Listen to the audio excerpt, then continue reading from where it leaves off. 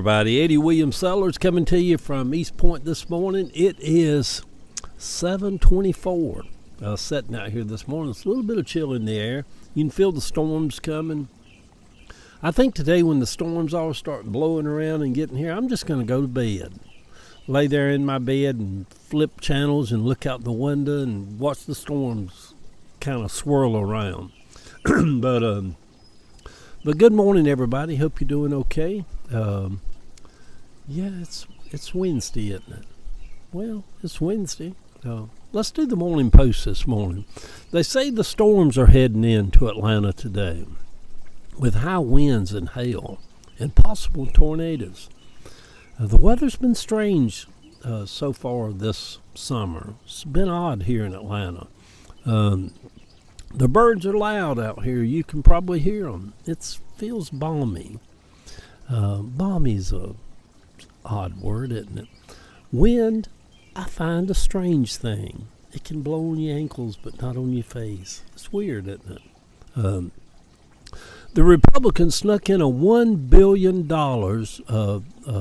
thing for Trump's ballroom during the night, as the country was promised over and over that not one single taxpayer dollar would be spent on this Trump's ballroom.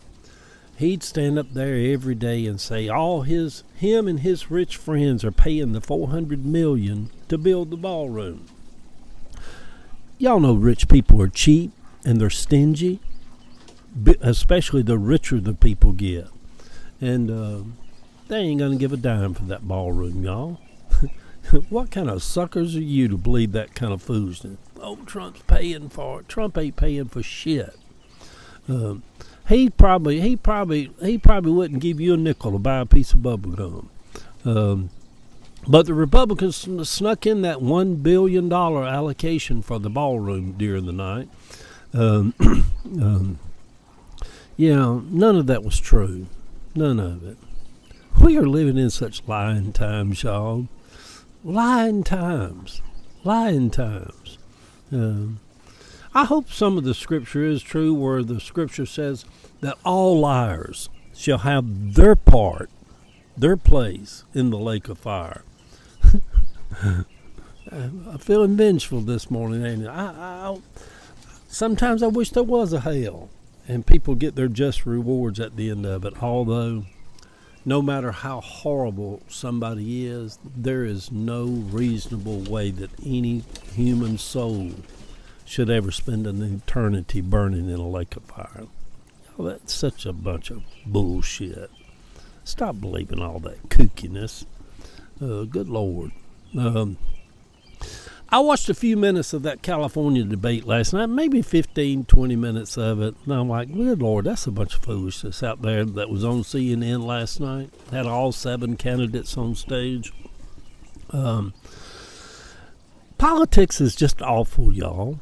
And the system that we have of politicking is just as awful, you know. When one party has control of a state like California for 16 years, they have to be accountable for all the things that have went on in that state. And I had a long-time Democratic stalwart yesterday come by the shop, and I was over there, and we were just talking, and it kind of surprised me because he says, Eddie, really, in all honesty, Governor Kemp here in Georgia was not a bad governor. Said he did all right. And then I thought, well, that's kind of shocking. But then when I sat and thought about what he was saying, that the governor here in Georgia, Governor Kemp, he wasn't horrible. He comes across, to me at least, as kind of just a decent man. And he stood up against Trump when he had to. Boy, Trump hated him. Just hated him. Because he just wouldn't go along to get along. In old school days, it was called a person of values and morals, and they can't go against their core of who they are. And I'll give him that. He came across to me as a decent man. Certainly not like a Ron DeSantis, who's like a lizard that just swirls and creeps around. And, you know, he just... somebody said the other day that J.D. Vance reminds the voter of DeSantis. Kind of icky, creepy. You know, they both in that field, ain't they?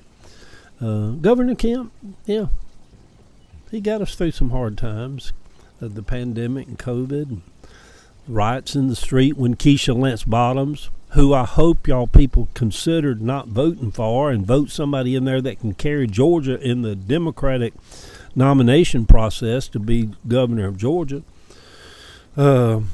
Let's hope she doesn't win outright and has a runoff where a lot of the state can organize for the person that's in the runoff with her, whether it's Duncan or Thurman or Estevez. Anyhow, Eddie, go on. The Democrats held out and basically defunded ICE. That is at least one way to stand up and fight. You don't hear much about ICE going on. Well, they cut their money off, you know, and then finally that little weasel that's the Speaker of the House up there, that's Trump's ball licker, that Mike Johnson, he up and passed that bill that they voted against. Once he realized the Democrats wasn't budging, they went ahead and voted the bill so they could pay these people at the airports and all these other people, but the Democrats wouldn't fund ICE. Good for them. It's time. Don't y'all think it's time for the Democrats to have some balls? And so anyhow, Margaret Taylor Greene will be remembered as someone who in the end did the right thing. Will a lot of the MAGA voters do the same thing? I don't think so. Indiana last night voted out 3 Republicans that Trump went after for that gerrymandering thing, or maybe 5 Republicans. He still has that loyal cult, evangelical, speaking tongue following cult group of people. It's kind of weird. The fever hasn't by no means broken for the Trumpers yet, no matter what the polls are saying. I'm not naive to all that. Do Democrats need to do something about all the regulations in California, about illegal immigration? Are Democrats just as much in the pockets of the billionaire class and big corporations as the Republicans are? Now we find out that Eric Swalwell was. He was the leading Democrat in the California governor's race. And he was staying out there in some billionaire's 23-bedroom mansion in Los Angeles or somewhere. Yeah.